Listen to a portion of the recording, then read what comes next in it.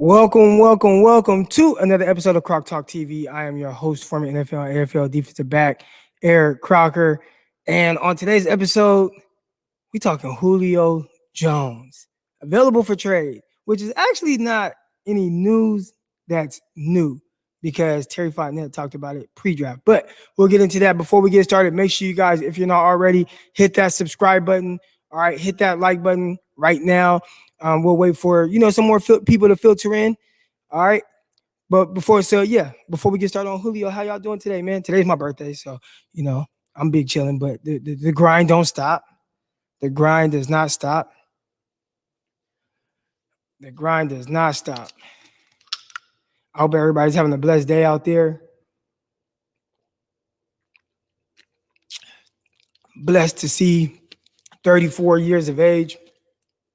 I know some of y'all are like 34 years old. You don't sound like you're 34. Thank you, Mama. My mama's in here. That's what's up. Hey, Mama. 34 years of age. Yes. So we're going to talk a little bit about Julio Jones to the 49ers.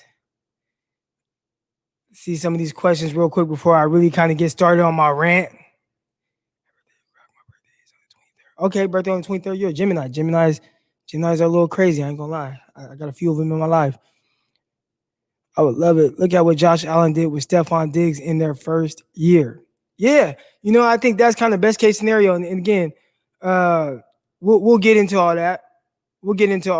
Right?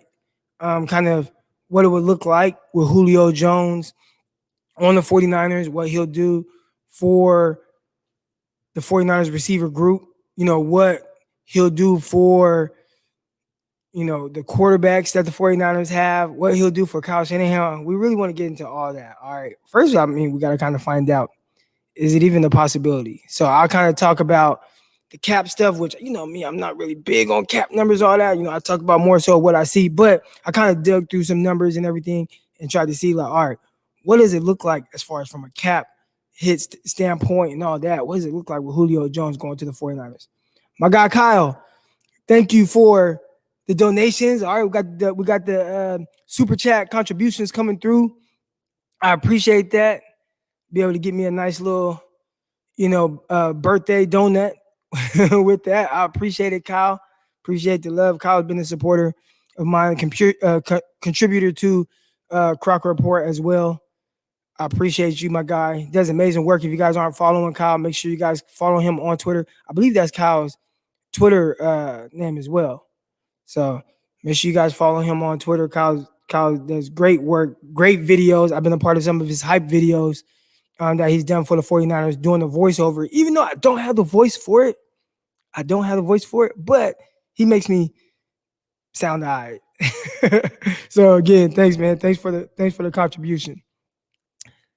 All right, so Julio Jones, where did this come from? So I kind of wrote down, in my notes, some of this topic. All right, Julio Jones. So Jeff Schultz of The Athletic Atlanta said the Falcons would like to trade Julio Jones. All right, now saying that they would like to trade him, that really means like, we want to get him out of here. And why would anybody want to trade Julio Jones, right? I mean, he's been one of the best receivers in the NFL, one of the most productive receivers in the NFL. All right. I mean, his production isn't really falling off. Let's look at some of his stats right now over the last couple years, because he is aging, right? We're not talking about a Julio Jones that is, 27 years old. I know somebody talked about Stephon Diggs, right? Stephon Diggs being traded to Buffalo and what he did. Stephon Diggs, like, he's young. Julio is a little older, all right? But even then, right now, last year, Julio, 771 yards. Now, on 51 catches. How many games did he miss? Because that's definitely not ideal from Julio Jones, all right?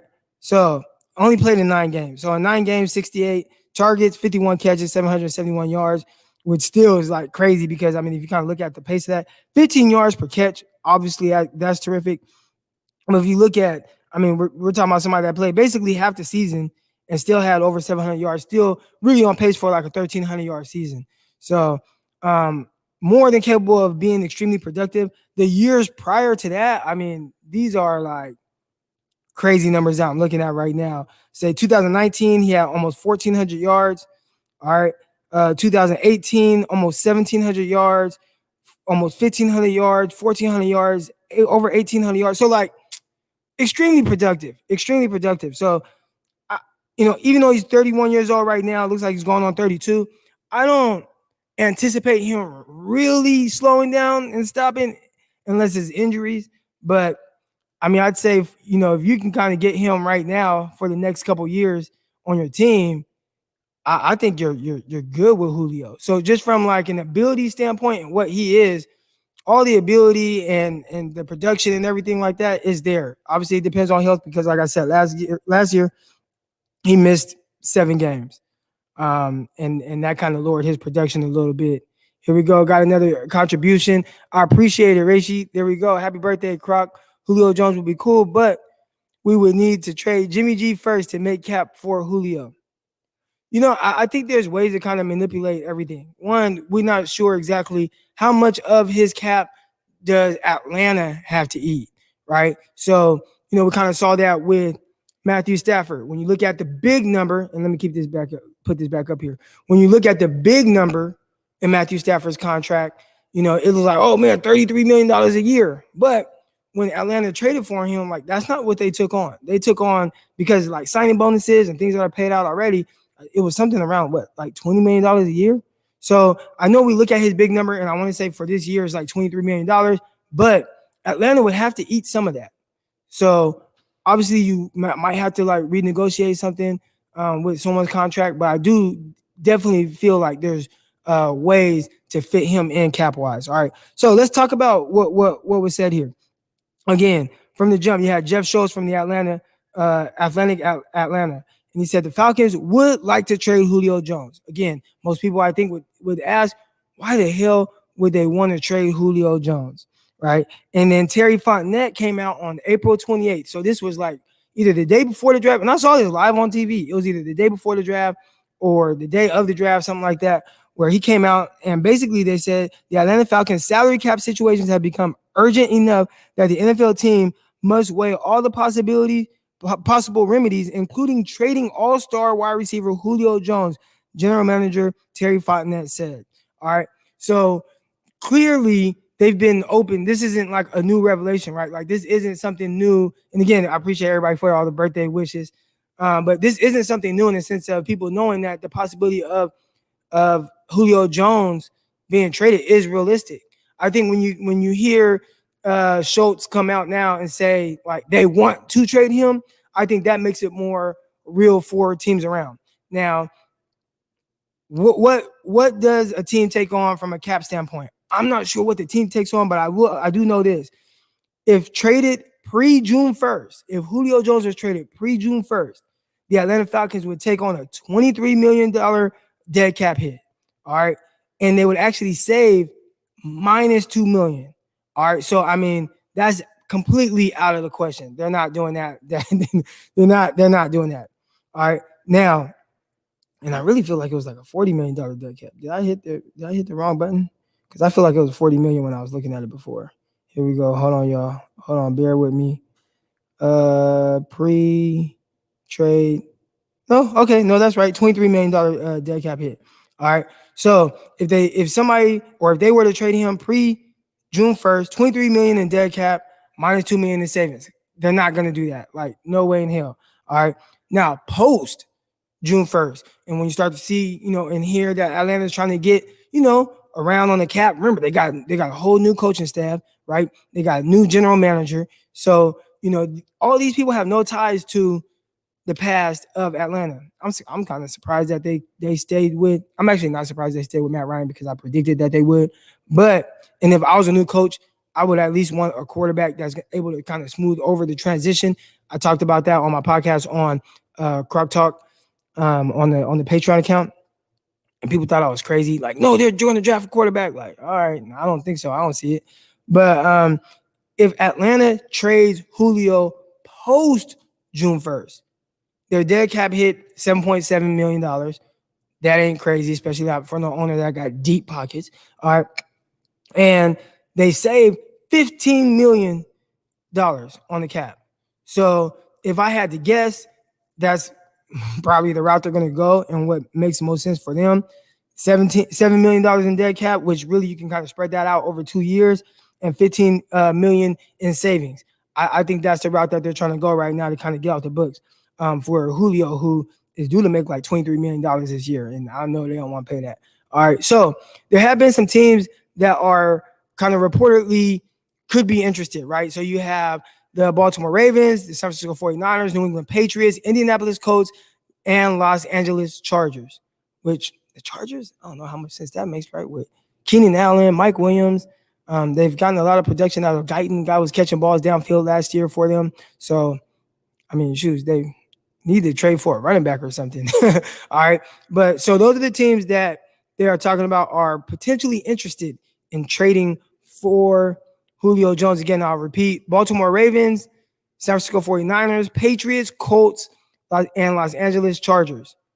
Now, what is realistic, right? Can the 49ers make a move for Julio Jones? Because, I mean, we don't care about the other teams, right? What about 49ers? Can the 49ers make a move for Julio Jones? First, let's talk about like a fit. All right. When you look at the 49ers, receiving group, and you kind of want to see how would Julio Jones factor into the guys that they have right now. I think right now, when you look at the 49ers receiver group, obviously there's a lot up in the air, right? I mean, you got Deebo Samuel, who we really like, young, talented, bulldog, bully of a football player. They use him in multiple ways, whether it's as a pure receiver or just figuring out different ways to get the ball in his hands. I feel like 49ers would have won the Super Bowl. They would have given him a few more touches. He probably would have been the MVP of the Super Bowl as a rookie in the NFL. But, so you have that type of potential in Deebo Samuel. Obviously, you would like to see Deebo just stay on the field, stay healthy, right? Missed a lot last year. I think with Deebo last year, the injuries really were more so, he broke his foot, and he's somebody whose weight kind of fluctuates and goes up, right? So when you break your foot, now you're not able to get into that shape that you want. He tried to get back in shape as quick as possible. Obviously, came back a little too soon, messed his hamstring up. Came back again, messed his hamstring up. So I know it kind of looks like Deebo Samuel, injury prone, right? But I really think everything that happened last year with him stemmed from the broken foot in the offseason working out. All right. So you got him. Then there's Brandon Ayuk, who was a first-round draft pick last year. I know they want Ayuk to be the guy, high-volume guy. Definitely, we saw that he can be a versatile guy who just get the ball in his hands. Saw the freakish play against Philly. Saw the end-around run for a touchdown against the Giants. And also we saw all the other ways that he was able to win downfield and whatnot, downfield, underneath, and be that guy. But after him, it's kind of slim. Now, I know Kyle will tell you that, Kyle that's in here, that he'll tell you that Richie James is the best receiver in the NFL. All right. But I think, probably fine with Richie James being the third receiver, especially since the 49ers also have George Kittle, and Richie James is somebody who, or the 49ers are a team that run a ton of, 21 personnel, right? 2 backs, 1 tight end. They'll also sprinkle in some 2 back, 2 tight ends. And we say 2 back, they use check on the field a lot in multiple ways. So you kind of look at that situation. I think the 49ers, though, are definitely in a situation where they could really use a bona fide wide receiver one. Now, I know a lot of people might say, well, Kyle Shanahan doesn't need a wide receiver one. And I say, well, yeah, he might not need a wide receiver one, but who the hell is going to turn down having a wide receiver one? All right, let's look at Julio Jones' stats when he was with Kyle Shanahan. So this is 2015, 2016. 2015, the first year Kyle Shanahan had Julio Jones. 104 catches. Oh, excuse me. 2015, excuse me. 136 catches. This is the first year Kyle had Julio Jones. 136 catches, 1,871 yards, and 8 receiving touchdowns. He balled. Now, so I get it. Kyle doesn't need a wide receiver one. But trust me, if Kyle had that wide receiver one, he's going to use him, period. All right. Now, let's look at the next year when Matt Ryan won MVP, 2016. 83 catches, so his catches went down. But even then, 1,400 yards and 17 yards per catch which is his second highest of his career. So when you start talking about what Kyle needs, does Kyle need a wide receiver one? Maybe not, right? But can Kyle use a wide receiver one? 100%. And will he use that guy? 100%. I don't want to hear about, oh, well, Kyle is not a guy to get the ball. Julio Jones had 136 catches in 1 year with Kyle Shanahan. 136. So I'm not hearing all that stuff. Definitely Kyle would definitely like to utilize this type of guy. All right. How would Julio helped the 49ers? I think the 49ers passing attack has definitely lagged, right? Like just from an explosibility, everything has had to be schemed up. So we see the big plays that, George Kittle has made, right? And a lot of it is schemed up for the most part, or run after catch. But it's not just, we have this guy, we're going to really take shots, right? The 49ers have kind of been limited to a catch and run style of offense. That's how they're viewed, right? And I think everybody looks at it like, well, 49ers don't need a certain type of quarterback. Everything is yards after catch. They don't need a certain type of receiver. Everything is yards after catch. And it's like, dude, like that's not what they were with the Falcons. Like they were throwing the ball down the field consistently. The air yards was crazy. Like this is a new thing where everything is just 1, 2, 3 ball out, 1, 2, 3 ball out. Now, some of it might have to do with who the 49ers starting quarterback has been over the last few years, right? And Jimmy Garoppolo.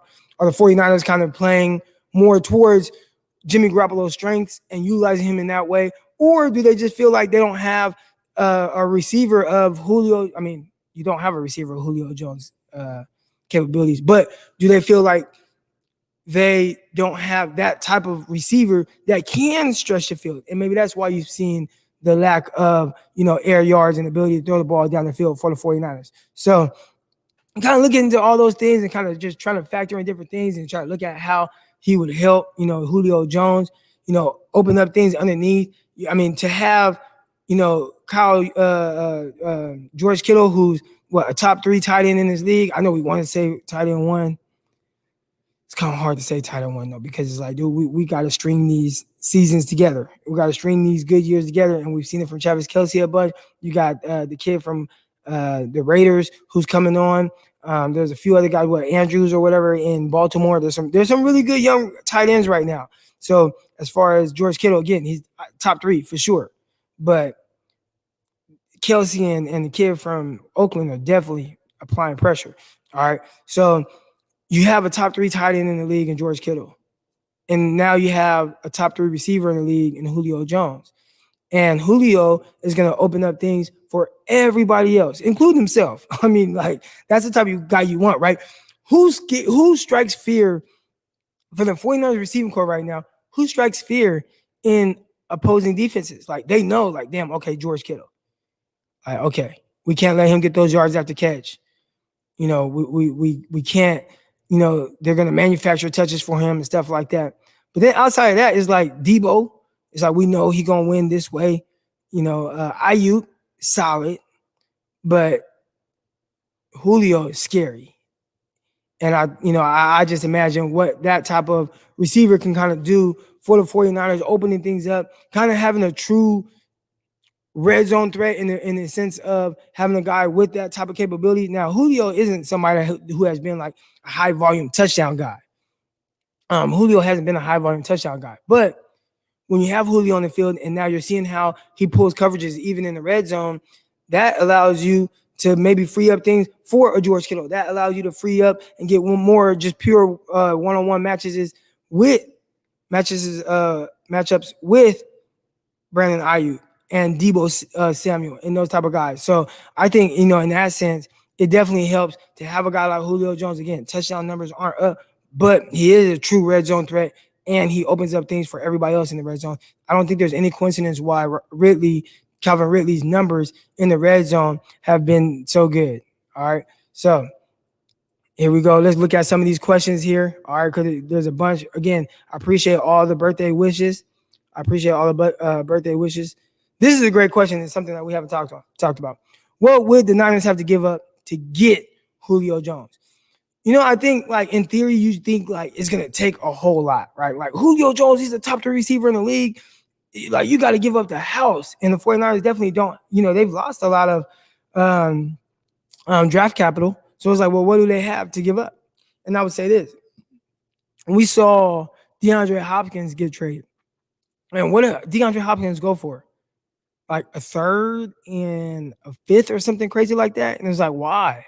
Like, how does DeAndre Hopkins get traded for such low draft capital? We're talking about that's another receiver that's a top 3 receiver in the league.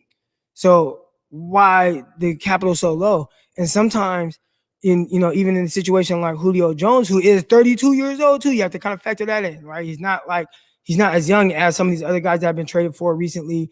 The Stephon Diggs, the DeAndre Hopkins. All right, so you got a 32-year-old guy. He's coming off of a season where he missed 7 games. And then you factor in his huge contract where they're just trying to kind of get back right with their cap space and stuff like that. When you kind of factor in all those things and they just want to kind of get rid of him, which sounds crazy, but I think that's what they're kind of looking for, just get rid of him. I don't think it would have cost as much as people think. Like, I think in theory, yeah, Julio, multiple first-round picks, but I don't think it's going to be that. And I'm not just saying that as a 49er fan or whatever. I mean, I strongly believe it's not going to be crazy based on the situation. Again, 32 years old, coming off his probably lowest productive season in his career, missing 7 games, and then his cap, and they're just trying to get underneath the cap to kind of move forward. New coaching staff, new GM. I don't think it's going to be anything drastically crazy. That's just my opinion. I could be wrong. So if a team was able to get him for a second and a 3 the following year, I wouldn't be surprised, because I think at the end of the day, they're kind of just trying to get him off the books. And he might be more valuable to another team than he even is with Atlanta this year, when maybe they, aren't thinking, well, we're going to really win a Super Bowl. Maybe they feel like they're a year away. They drafted Kyle Pitts. They have Ridley, who's been very good and productive, and they still have a quarterback. So I could see a scenario where you don't have to give up the house to get Julio Jones, which I know it sounds crazy. All right, let's get to some more of these questions. Again, appreciate everybody in here. Appreciate the birthday wishes. Appreciate the super chat contributions early on. That was great as well. All right. Here's another person. I think the 49ers will have to give up too much for him, to be honest. And I'm not saying that they don't. But, again, we saw what Hopkins got traded for. And I don't think Julio would be that far off, considering age, lowest productive season probably of his career last year, missed 7 games, and them just trying to get underneath the cap. And that's kind of been a priority of theirs. There's a lot of the questions about the assets. Okay, so I'm glad that I kind of touched on that. I think the Browns have the cap space and draft picks to go after Julio. The Browns also still have Odell Beckham, and they have a young tight end in Njoku or whatever, and they have Jarvis Landry, and they have some younger receivers on their roster. So and they're like the 49ers, where they run like a lot of power stuff. So like to have they have 2 running backs, maybe the best running back tandem in the NFL, right, with Kareem Hunt and Nick Chubb. So all right, we got Kareem Hunt, we got Nick Chubb. We're a heavy 21 personnel team. We have tight end. We have 2 receivers that are really, really, really good and very productive. Obviously, Odell coming off an injury, but do you trade for Julio and you already have Odell, Jarvis, and you're more of a power offense? I don't think so. Not when you have those caliber of receivers. So that's just kind of my opinion on the Browns probably being out of the picture on that. All right, let's see. How about the 49ers use their QB like the New Orleans used to use their QB? How about that? That's 3-0. It says so. 49ers life. Are you talking about Taysom Hill and Drew Brees? I don't know, but I'd say if you're kind of talking about Trey Lance and maybe how the 49ers would kind of deploy him, I can see them using him in multiple ways. I do think that there's early on, if he doesn't win the starting job, there's going to be, a package or packages for him. What those packages look like could be a Taysom Hill thing, but I'd assume that they want to bring him on or along as more of a passer and not just this offensive weapon that Taysom Hill is. So if I just had to assume, I would say there could be packages, and what those packages look like, I'm not sure. He could be under center doing play action, boots. He could be in shotgun, do some read options with another option to throw the ball. So I think when people hear packages, they just think Taysom Hill or it's going to look something like Lamar Jackson. But I mean, we really don't know. It's whatever Kyle Shanahan comes up with, where he feels like he's comfortable running these certain plays with his third overall pick quarterback. Here we go. Trade who though? They also need to clear up cap space. It's not happening, dog. You know, I'll say this with cap space. And we probably should have learned this from the 49ers offseason, this past offseason, but teams can manipulate the cap space however they want. 49ers aren't in a situation right now where they're in the negative, right? I want to say I saw something where they're around what, 15, 16, 17 million dollars in cap space right now. So it could be even be more than that. So I don't think they're in a scenario or situation where they don't have the cap space to bring on a Julio, or they don't have the ability to do that. Now, so yeah, that's just kind of my opinion on that. Like the cap space, it can be manipulated, and they're not in a situation right now where they're in the negative. Like, I mean, we saw some teams start the offseason, like the Saints were like minus 30 million, like 30 million under the cap, like or over the cap. Like it was crazy, right? And even then, teams figure it out and they work it out. So 49ers, again, they're not in the negative. They also can create space with some kind of restructure of Jimmy Garoppolo. Now, again, not a restructure that guarantees money moving forward, but maybe move some things around, something into a guarantee, and he gets it this year. I don't know. I don't know exactly how that stuff works, but there's definitely ways to manipulate the cap. They could trade Mostert and a late round pick. I'm not trading Mostert. I'm not trading Mostert. I get it. The 49ers, they just drafted running backs, and you want to see those guys on the roster. You want to see those guys play. You want to see those guys make it. But Mostert is one of the most dangerous running backs in the NFL. Not in the sense of like, he's going to be, Dalvin Cook or, Christian McCaffrey or anything like that. But just in the sense of like, literally, anytime he touches the ball, he is a threat to score. He's a threat to score. And he's very productive when healthy. He runs very well. Again, he might not be a 20 carry a game type back, but he literally can score at any time, just touching the ball and outrunning angles and really just, yeah. So I'm not trading him. Now, if you're talking about trading him for Julio and then pick, like, I'd have to think. I'd do that. But I have a hard time seeing them trade him. And running backs just don't have value like that. They just don't have that type of value. I think teams are scared of Deebo for sure. I don't think teams are scared of Deebo. I think teams know that they have to prepare for him. But I don't think they're scared of him in the sense of like, oh, Deebo might take over the game, right? Like Deebo definitely can have good games. Like, and he is a talented receiver. But I don't think they're scared of him. I wouldn't say that. I think teams are more scared of Kyle Shanahan utilizing the Deebo Samuel than they are actually scared of Deebo Samuel, if that makes sense. Let's see. It was D Johnson and the second round pick for Hopkins. Okay, D Johnson, second round pick for Hopkins, which is not crazy. Like Johnson was coming off, like multiple like injury riddled seasons. And then, then the second round pick, like, hell yeah. Now, say if it's Mostert in the second for Julio Jones, here, take it. We'll get that second round pick back trading Garoppolo next offseason. So take it. Here we go. What would be the best case scenario if the 49ers would get Julio Jones? What would be their ceiling? I think it truly, great question, Chris. I think it truly would make them one of the scariest teams in the NFL. Even whether it's Garoppolo at quarterback, and I know people think like, well, limited throwing the ball down the field. I think having a Julio Jones makes you more confident being able to throw the ball down the field. I think it definitely makes the 49ers go from it's scary because of Kyle Shanahan to it's scary because of who they have. It's scary because they have Julio, Kittle, Mostert, Deebo, Ayuk, all these different type of weapons that now they can like deploy, and Kyle Shanahan playing puppet master behind the scene, like with the offensive line.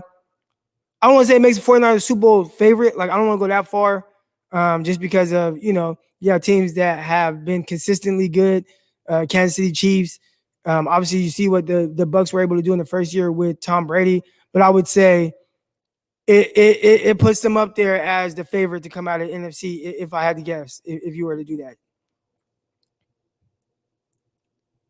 All right, here we go. Here we go. Want to get Julio Jones so the Rams and Seahawks don't get him. um, those teams are thirsty, and they would make. I could see them making a move for that, and us just being like, "How the hell did they do that?" They both these teams don't got no first round picks, don't have anything. They don't have cap space. How'd they do it? And I definitely could see them do it. I could see Seahawks. They're so thirsty. So I could see the Seahawks doing it and just not caring. I'll say this, between those two teams, and really, I mean, we should throw in the Cardinals. And I'm not saying the Cardinals will get Julio. I can't see that with just all the receivers they have and who they drafted. But they'll give up draft capital for those players. And no matter how people think about, the way that the Rams and the way that the Seahawks build their roster and, they trade this and they do that, those teams are in contention every year. And you can even look at the Rams and McVay. And I know 49ers been kicking their ass the last couple of years. But you look at the Rams, you look at McVay, and we're talking about every year. Every year they can. McVay has missed the playoffs one time in 4 years. So people can say how they want about how the Rams are kind of building their roster and, you're not going to have longevity that way and whatnot. But at the end of the day, every year they're in the playoffs. Every year they're in contention. They're going to be in contention for the next few years as long as Matthew Stafford is their quarterback. So you can look up, and regardless of how many times they've traded their first round picks for different guys and in the future and all that, and Ramsey and Stafford, whatever. But at the end of the day, in 3 years, if I had to guess, I'd say McVay would have made the playoffs 6 out of 7 years as a head coach. And we can't say the same for the 49ers. So I can agree with the 49ers and the way that they've constructed their roster. I can agree that the way that the 49ers have done it, I like it. But the results are the results. Now, there are those reasons. There's context, right? 49ers have had a ton of injuries. And I think that's more so the reason why, especially over this year and even maybe the year before that, the year before the Super Bowl run, that's probably why the 49ers didn't make it. But at the end of the day, 49ers, they've made one playoff run, and it was obviously the Super Bowl is big in 4 years, where the Rams have missed the playoffs once in 4 years. So different way of doing things. We'll find out which one is right when one of these teams win a Super Bowl, if that happens. But I'm definitely not going to knock the way those teams do their business. And I see a lot of other people, they trade this, they trade that, not going to be able to sustain it. Then, well, we'll see. We'll see, because right now it looks like they definitely are. I could see Lance in 3rd and long and 3rd and inches. I wouldn't bring him in 3rd and long situations, because that's a situation where, one, there's kind of a flow to the game. You want to stay ahead of sticks, and what you don't want to do is bring in a guy in 3rd in long situations and have him force something that's not there and create turnovers. Ideally, you like Trey Lance to be able to play ahead of the sticks. So, yeah, I can see him. Now, 3rd and inches, definitely can see him coming on. And I think that's something that they might really look to do. And he's a legit quarterback. So, unlike a guy like Taysom Hill, who they're trying to make a legit quarterback, but I don't know what the hell Taysom Hill is. But so unlike, Taysom Hill, who when he's back there, quarterback is like, man, this dude's running. I think he only had 7 completions heading in the last year. Taysom Hill's 30-something years old too. But yeah, I can see them definitely bringing him in 3rd and short and still have the option to, run the ball. Cap is make believe after the stuff I see the Rams do. Yeah, man, I don't want to say it's make believe. You have to work, but there's ways to maneuver around it. And we see it every year. Again, we saw it with the 49ers, right? The 49ers have figured out a way, even with them to manipulate the cap space. There was no way that I thought the 49ers were going to have as much space as they have right now with Jimmy Garoppolo. And I was like, no, there's no way. There's no way that they're going to be able to do the things that they did. And they went from having $10 million to having even more than that after all the signings that they made. So I don't want to say it's make believe, but I definitely can see a scenario where it's like, you can maneuver it however you want. All right, hey, I appreciate all the questions. Y'all keep them coming, man. Keep the questions coming. Again, if you're not already subscribed, make sure you guys subscribe. There's 115 of you guys in here right now. It's been higher than 115. Make sure you guys hit the like button. If I don't got 115 likes, I'm firing all y'all. Nah, but make sure you guys hit that like button. Make sure you guys hit that subscribe button right now. Mostert and Jimmy to Atlanta. I think Atlanta is more than comfortable with the quarterback that they currently have. Atlanta has to pay his $7 million signing bonus, so we only have to pay 15 to 16 million. So it's possible. It is. And what you can do is when you bring him on, you can restructure that. And you can give him some more like signing bonus and it kind of alleviates some of the cap hit. I think that's how it works. I'm not no, Parag Marate or anything like that. But I believe that's how 49ers can do some restructuring to his contract as well. Diop should have gone for like 2 first-round picks. He should, but it's just kind of the way things work with teams trying to get underneath the cap space and trying to alleviate things different ways. Obviously, DeAndre Hopkins was like disgruntled as well, so it was like we really just have to kind of get rid of him. But the Cardinals had to kind of figure it out, and they made him. Wait, isn't D-Hop making like $27 million this year, or something crazy like that? Like D-Hop making hell of money for Arizona, hell of money. Croc, what would you give it for Julio? Well, considering the 49ers don't have a first-round pick, man, I'd say I'd give up a 2. That'll leave you just with a 3rd, right? Now, I mean, what we try. So I give up. This is what I would give up a 2 and maybe even a 2 the following year, and this is why. The 49ers still have Jimmy Garoppolo. I think at some point he will be traded, whether it's this year, I doubt it, unless somebody gets hurt. But you can kind of recoup some of that draft capital, right? Or if kind of, this offseason, say Jimmy Garoppolo plays every game and he's healthy and the 49ers do good and they go to the playoffs, somebody will trade for him and somebody will give up a first-round pick or a second-round pick, depending on what type of season he has. So it sounds crazy if you were to give up a second this year and like a second next year or something like that, but I think you could recoup some of that draft capital when you kind of offload Jimmy Garoppolo. Would you trade Deebo and a 3rd for Julio, one often injured player for a Hall of Fame slightly injured player? It's hard for me, and I kind of touched on. Great question, Raymond. I kind of touched on Deebo and his injury issues. He was injured some in college, right? But you kind of look at his rookie year, missed 1 game, and it was okay, missed 1 game. All right. Last year, I really think the injury things that happened throughout the year, it all stemmed from the broken foot. If the broken foot never happens, Deebo maybe doesn't even miss a game last year. So unfortunately, he did freak injury, right? Breaking your foot. And then from there, wasn't able to kind of get into the playing shape, the football shape that you would like to. Hurt his hamstring, came back, hurt his hamstring again, and he was out. But if I had to guess, I'm confident that that Deebo will be healthy all year, unless you see some kind of freak broken foot injury. So, but I strongly believe that he'll be able to play the whole year. All right, let's see. Still answering these questions. I appreciate it. Make sure you guys subscribe. Make sure you guys like. All right, Diamador, Lenore, Ambry Thomas, Talanoa. Which young new D guy you most excited to see? I'd say, really, I mean, obviously the corners. I think Talanoa, Hufanga, I think when you look at him, he's a guy that you guys see little Mav in the background. I think when you look at Talanoa, he's kind of limited athletically. So kind of tough with him. Oh, 1 second, y'all. 1 second. Let's get this real quick. Almost didn't get it. Here we go. Happy birthday, Croc. Love the content. Just found out you from the mud too. What? Like, yeah, man, I'm from Stockton. Real 209, North Side, Valverde Park. Yes, sir. I appreciate the birthday love. I appreciate it. I appreciate the contribution as well. Stockton, man, we out here. Let's go. Let's go. All right. What question was I about to I was about to answer one about Lenore and those guys, right? Oh, right here.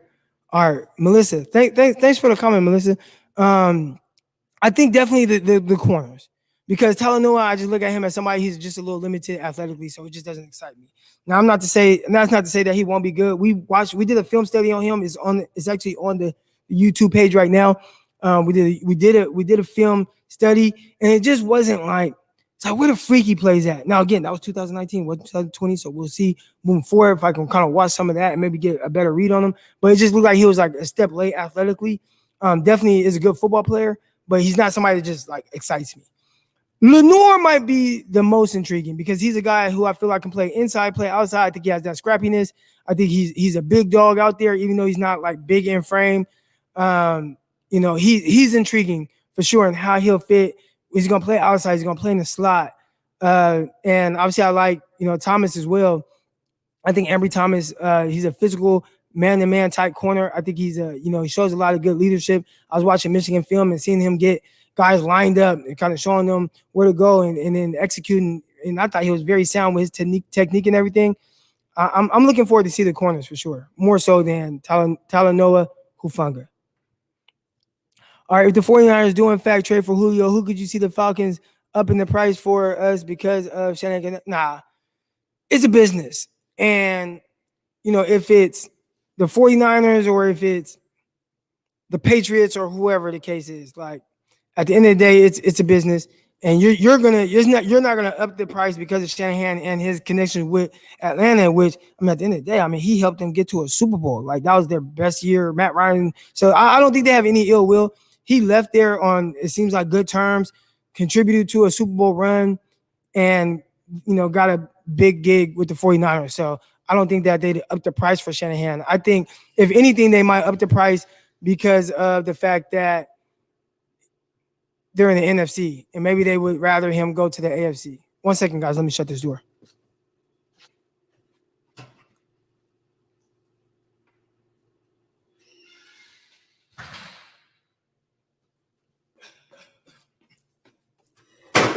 All right.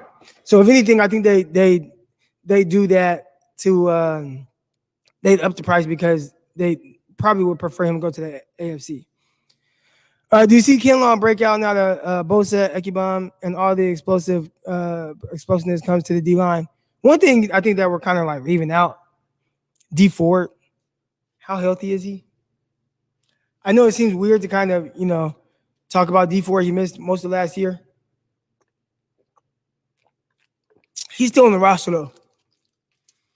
I'm not sleeping on D Ford just not playing this year. I think D Ford is gonna play. Sounds crazy, I know, but I think D Ford. But as far as Kinlaw, I think Kinlaw, did well. It seemed like he progressively got better. There's a lot of things that you just don't really notice from interior defensive line. I watched someone post a clip earlier today, and I just watched him take on a double team, and it was, the play was Fred Warner, and he came through and he hit the guy and like did the little army crawl, right? It was against Dallas, and everybody notices that.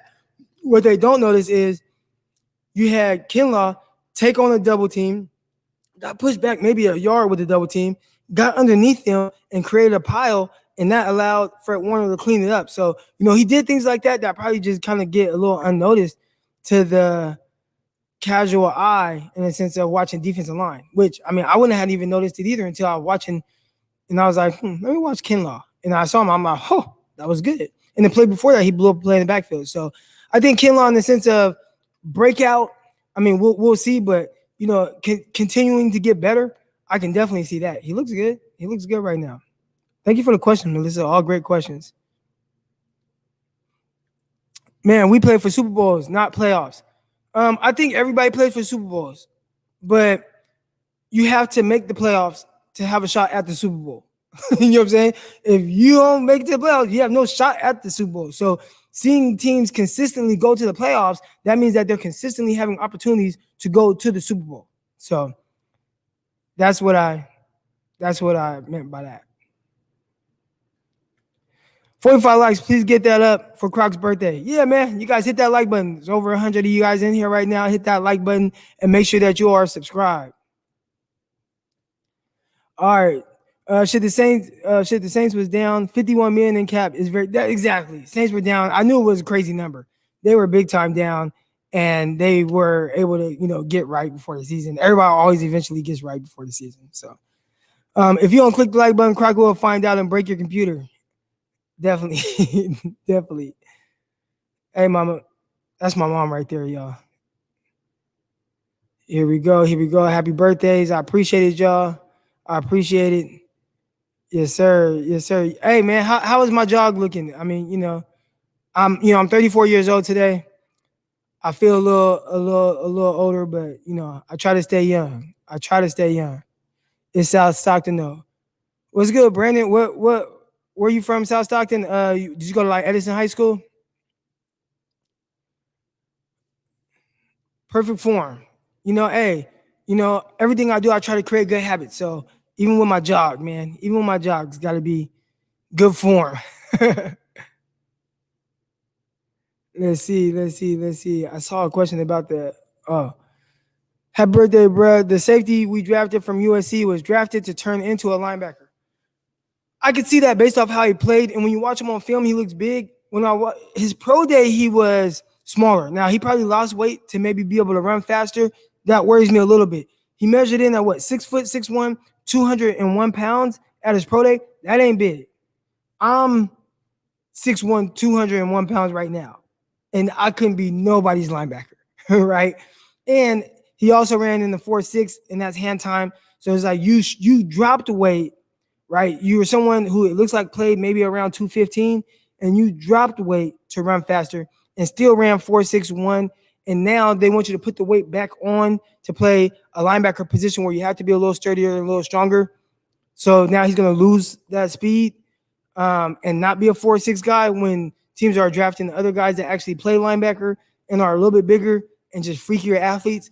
That's the interesting thing with that whole situation. So, not that I don't like him. I think he can be a good football player. It's just not something that really gets my juices flowing, I guess we'd say. Croc, is trading for Julio really worth it? With draft capital, it's always worth it. It's always worth it to put yourself in position to really compete. So any way you can do that, whether it's draft capital or otherwise, again, I point to teams that are in the 49ers division right now. The Seahawks give up a ton of draft capital. They traded multiple first-round picks for goddamn Jamal Adams, a safety, and they made the playoffs. The Rams, they traded multiple first-round picks for Jalen Ramsey, made playoffs. Rams traded multiple first-round picks for Stafford. They're probably going to make the playoffs. You know what I'm saying? So, to me, you trade whatever whatever you do trade for Julio Jones, whatever that is, it's worth it. And it puts you in a better position to be able to really compete and really be a threat and really scare teams. Again, do the 49ers need Julio? I'd say no. But it's definitely good to have somebody like that strikes fear in opposing teams, and they have to stay up late at night thinking about him. And not only him, they have to think about him, Kittle, Deebo, Ayuk, Mostert, and that's dangerous. And then you start to throw in the young quarterback into that situation. Come on now. I think that's crazy. Happy birthday, Croc. When you gonna do another show with the guys at Nothing But Niners? Keep doing your thing. Hey, I'm a those are my dogs. I just talked to Mike this morning about some stuff, so I'm definitely gonna be getting on them with them soon. They know. They hit me, I'm on. If they hit me, I'm on. Period. So they know that. Croc, there's rumor going around about Trey struggling on the second day. Is it concerning? It's true. No. I would expect him to have. I would expect Trey Lance to have ups and downs. Now I would want to know, like, how does anybody know that? Because there's absolutely no media there. But I will find out.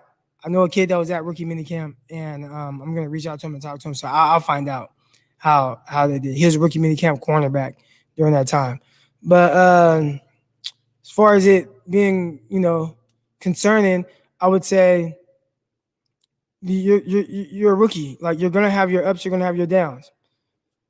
It was good to see that he did good the first day. He had some downs moments the next day. All right, well, let's improve on those things and let's get better from it. I think it would be weird if just everything was just perfect all the time with him. Like, I don't know. You gotta challenge him in different ways. You gotta mess up so that you can improve. It's like anything in life, right? Like, your greatest lessons that you've learned are from messing up, right? Most of us, at least me, that's for sure. Takes time to learn Kyle Shanahan's playbook. Yep. Now it takes time to learn his playbook, but Kyle definitely does a really good job of figuring out different ways to still get really good production out of guys who don't really have his playbook really down. I think, for Trey Lance or anyone else, it'd take 3 years to really master it, right? To just master it. It'd take multiple years. But within those multiple years, there's still ways that you can be very productive and win games. We saw with Jimmy Garoppolo in the first year coming in. However, whatever Kyle gave him to win like they won 5 games. So there's definitely ways now, is that mastering it? No. But there's definitely ways where, you got to start to kind of think like him. Greenlaw is an underrated beast. Do you think he makes suffer now that, or he may suffer now that Hollister is gone? I don't know.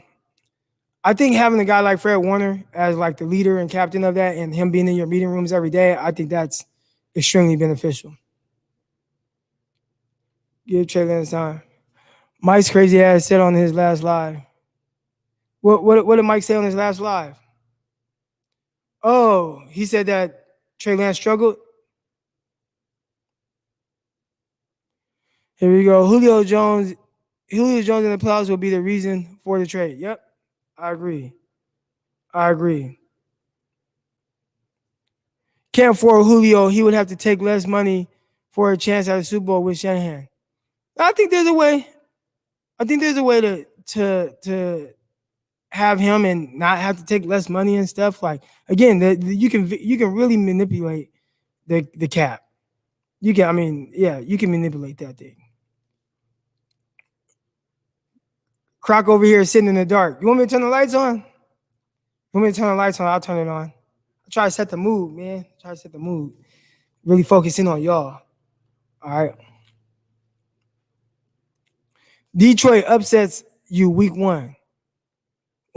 Don, I appreciate you coming in here. Being a Lions fan. I think 1 second, y'all. My wife is messaging me.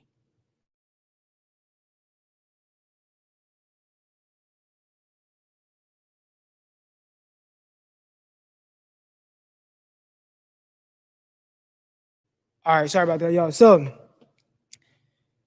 Detroit upset. Don, I appreciate you coming in here. I think that's awesome.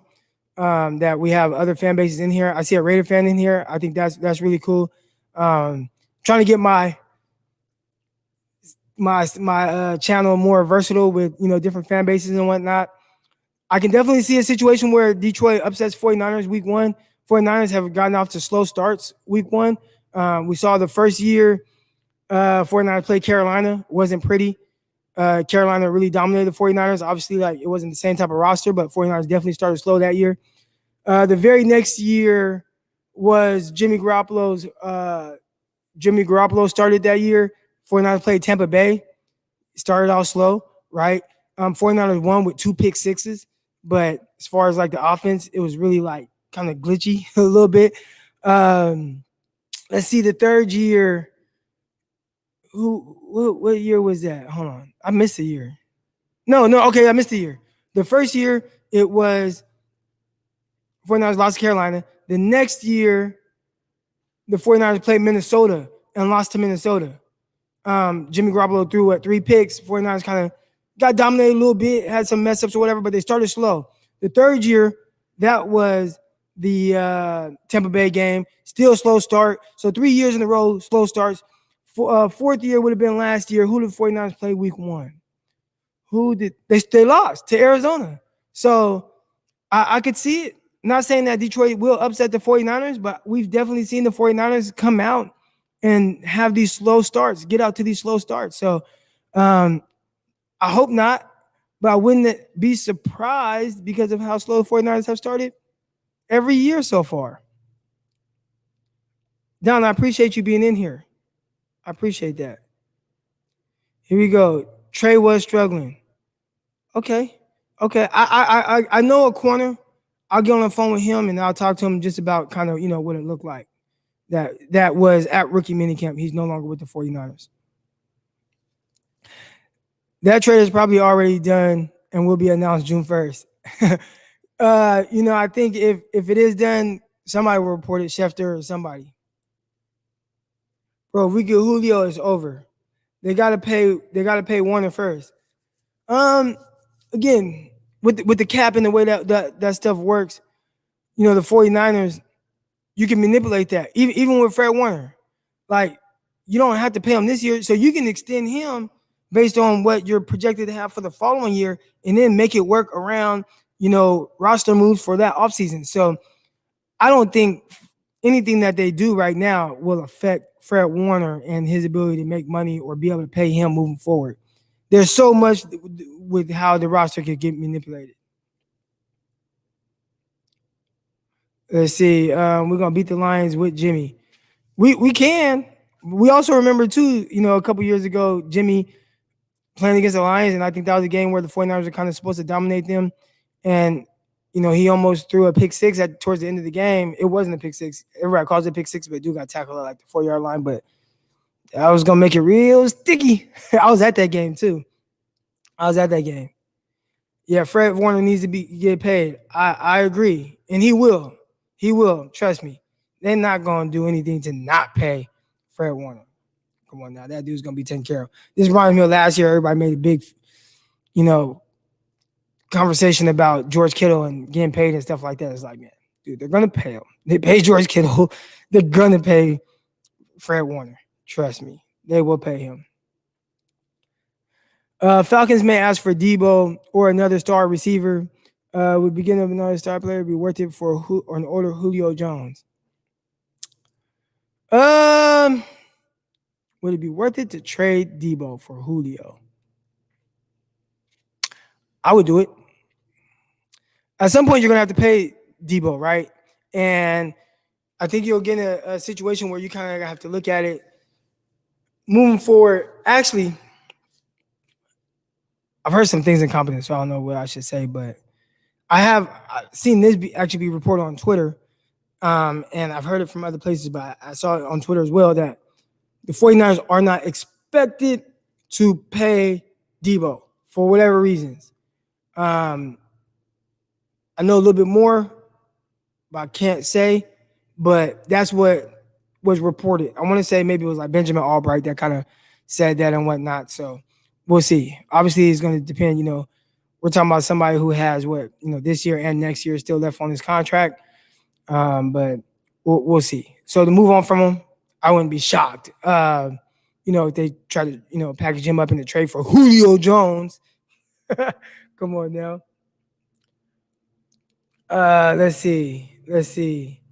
Salute, Croc. Appreciate it. Yes, sir. Who makes a bigger impact on the 49ers year one, Ambry or Demo? I mean, I know the politics of the NFL, so I always got to go with the person that was kind of like the higher draft pick. But again, third round pick in late third or fifth round pick, that Demo was, they're kind of on similar playing fields. But I know when you're that day 2 pick, they really want to try to, see if they can get you on the field. Demo's probably going to have to do a little bit more, but he keeps stringing together good reps and good practices. You can definitely see a scenario where he's on the field even before Ambry Thomas. So who will make the bigger impact? I don't know. I try not to, me, I try to speak more analysis and I don't want to say facts, but that's just kind of hard because I feel like either one can end up being really good.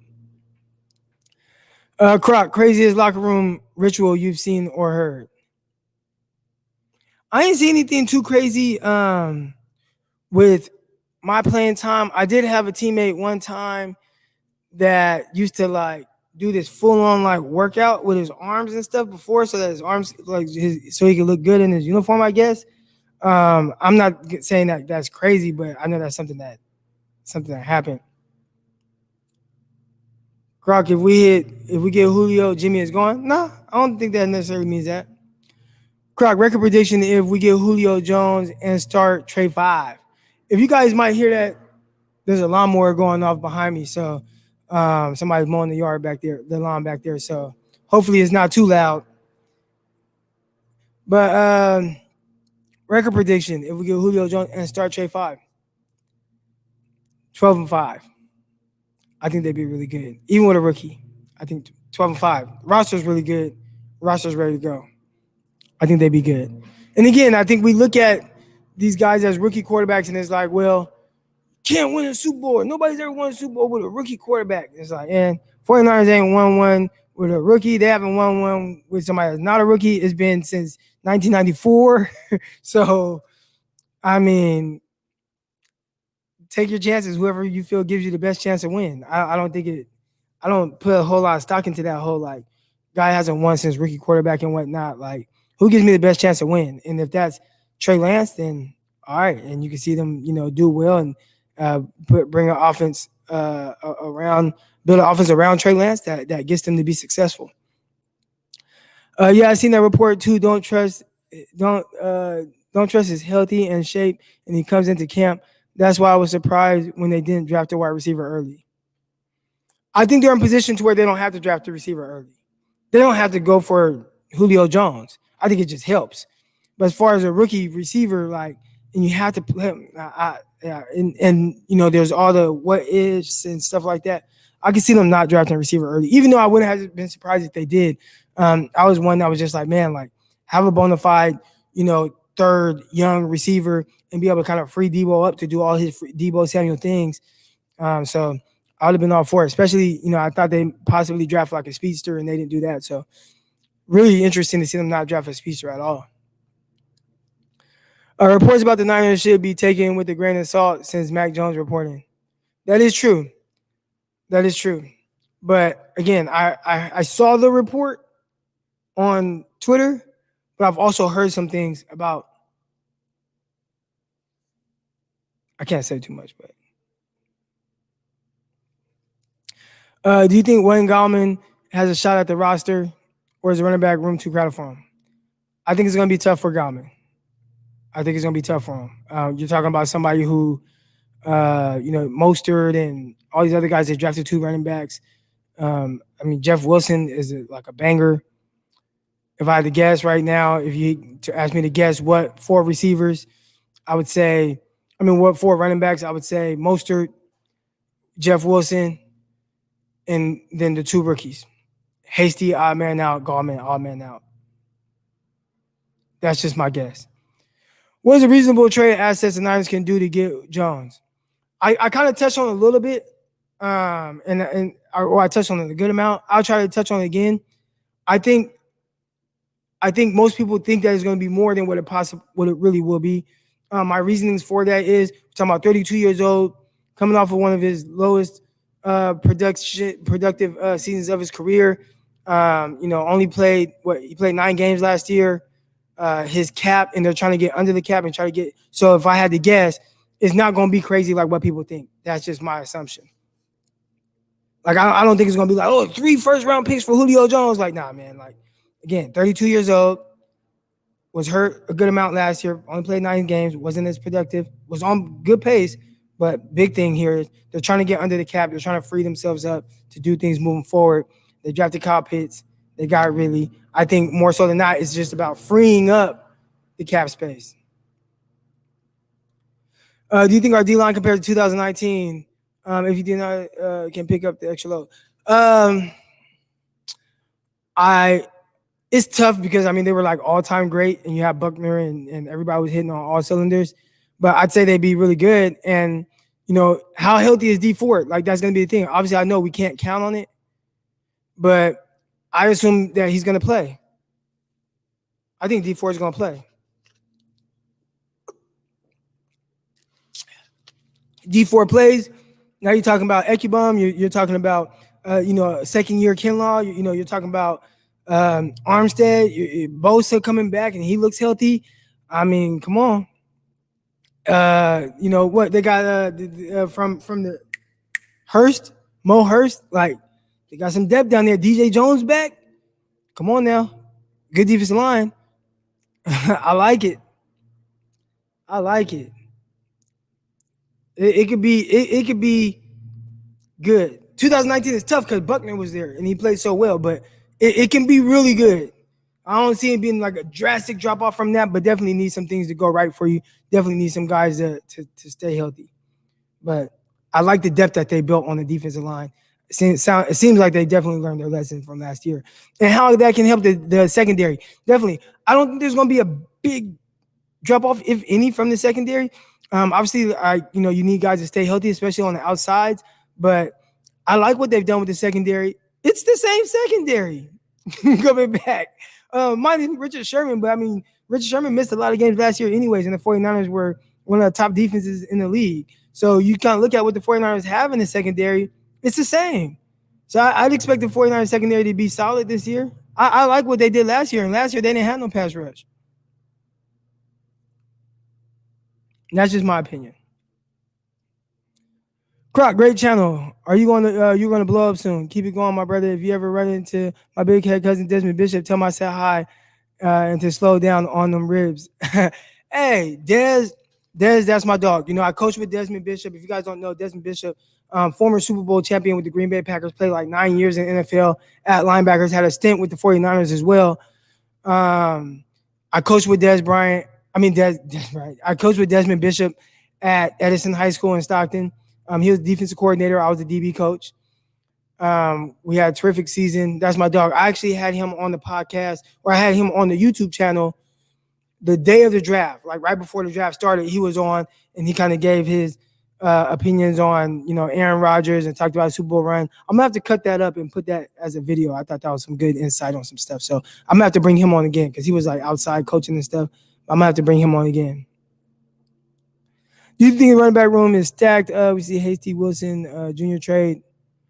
Teams just aren't going to just trade for backs like that. Like, not saying that they will, but I don't know what you would really get back. Again, the running back room has just kind of, it's lost its value. Like, unless you're talking about like an Adrian Peterson or something like that, like all these other guys, you can get guys that just contribute and do well. So Hasty, Jeff Wilson, I think Wilson makes it.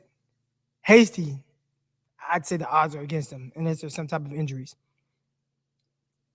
Appreciate this right here. Saying the channel's gonna blow up. I could see it. Eventually kind of getting there.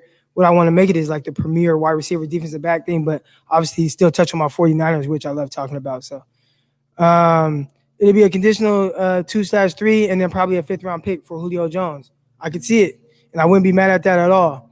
Does Julio have to say in the next club?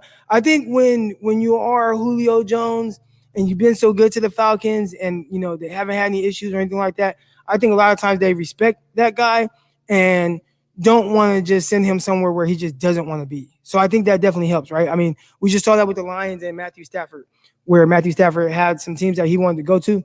And I think teams, eventually, a guy that's done right by you, you want to do right by them as well. So I think that can help the 49ers. But, yeah. Oh, you're from England. That's what's up. So over the waters. I appreciate it.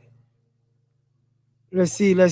Here we go. What do you think of Lance's tall white socks he wore in game? I don't know if that's it. He wears some black in there. I think it's more so of how you wear it. You gotta scrunch them up a little bit. Once you scrunch them up, you're clean. He did that in that one game versus UCF. Scrunch them up. That's a good look. Niners should hire Croc as a remote work DB coach. That would be nice, but you know what they really should hire me as? A swag consultant. Like, that's what they should hire me as. A swag consultant. Like, hey, dude, stop wearing that. Like, that's trash. Like, do it like this. I know how to work with guys, like their swag based on what they like. I can see like, okay, I can see where you're going with this. And, so everybody doesn't have to look how maybe I think they ideally should look, but I could like structure it around what their style is and just get it to be a little, just a little fresher, a little cleaner. So that's what they should hire me as, a swag consultant. Mayalo Croc for your time. Is that thank you for your time? I'm trying to use context clues here.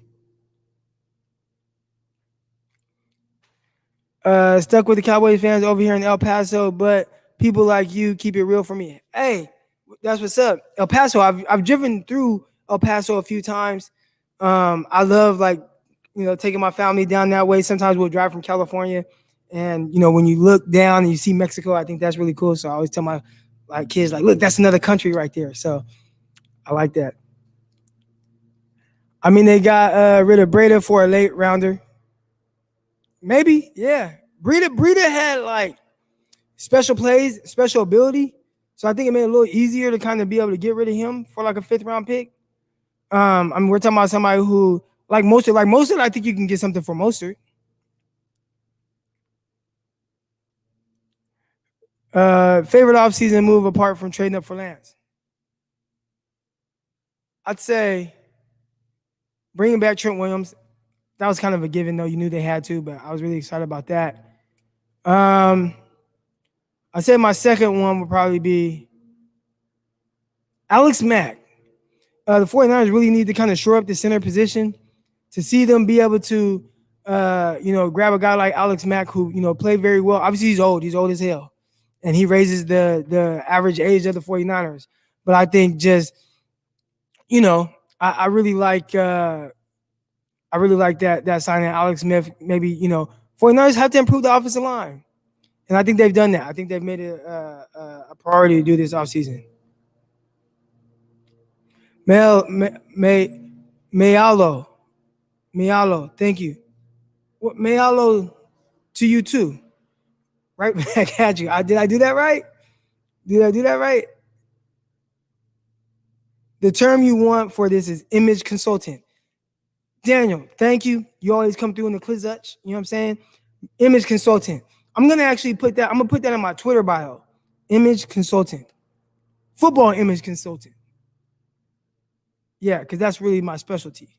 Football image consultant.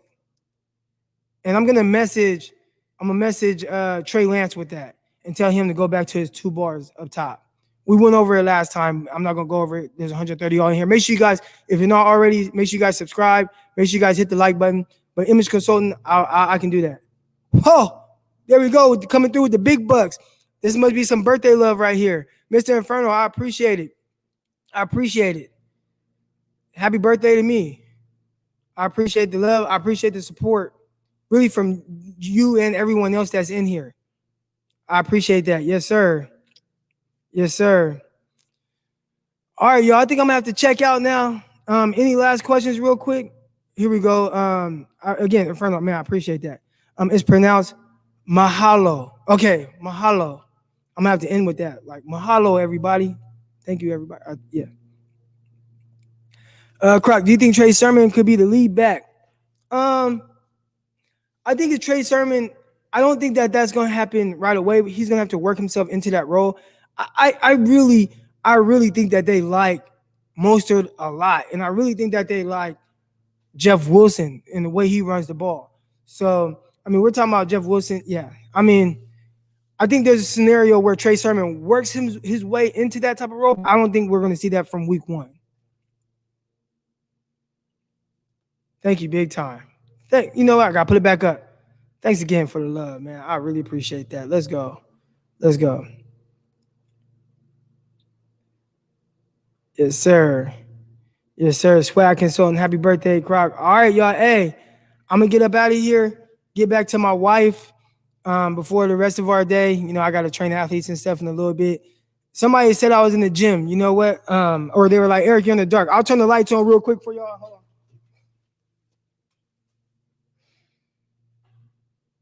There we go. So y'all get to see the setup. We're here, man. We're about to actually I'm working on building a 12,000 square foot sports performance facility. All mine. Beautiful thing. God blesses me. So can't wait to get that up and going. Hopefully it's up by August. That's gonna be great. All right. Yes, sir. Our secondaries are Achilles heel. I don't think the secondary is the Achilles heel. I think the secondary is fine. Now, yeah, if you start having some injuries, especially at the cornerback position, it can get a little real, right? It can get a little real because I think they're, possibly thin. How good is Thomas or Lenore? That can definitely help. And then it makes it to where it's like, it's not a big issue. So, between, Mosley, Verrett, you got Ward, Tart, you know what I'm saying? You got Sharkback, Kawan Williams. I like the secondary. I think the reserve safeties are solid. You know, I like it. Croc, you a fellow Earth sign, Taurus. Success in all your life purpose. I appreciate it. Yes, I am a Taurus. I'm the last of the Tauruses though. So this is the last day for anyone to be a Taurus. Starting tomorrow is Gemini season, and they're bipolar and crazy, and I have a lot of experience with them. So, but yes, I am a Taurus. And back to this real quick. So yeah, I'm a Taurus. I don't really know much about this. I know I'm supposed to be stubborn, so I try to take on that persona since that's what they say Tauruses are. It's like, oh, they're stubborn, they're bullheaded. So it's like, okay, let me use that to my advantage. So I'm always giving my wife a hard time, and I really just act stubborn on purpose because hey, I can't control it. I'm a Taurus, so. Hey, Monkey Bone, I appreciate the contribution. I appreciate the donation, man. Much love to everybody. Much love to everybody that contributed, sent in contributions today. I appreciate that. I'm gonna keep bringing, 49ers content to y'all and wide receiver, defensive back content. Make sure you guys support that stuff too. Watch those videos. I try to be as informative as possible. Crocky about to be a big CEO. I like that. I'm more than fine wearing that hat. Yes, sir. Yes, sir. Happy birthday from London, England. That's what's up. I appreciate you. Over the water. That's what they say, right? Over the water. I appreciate all y'all. All love. All right. So, hey, guys, all love. I'm going to get out of here. Get back to my wife. May halo. I appreciate y'all. I'm out. You guys have a good day.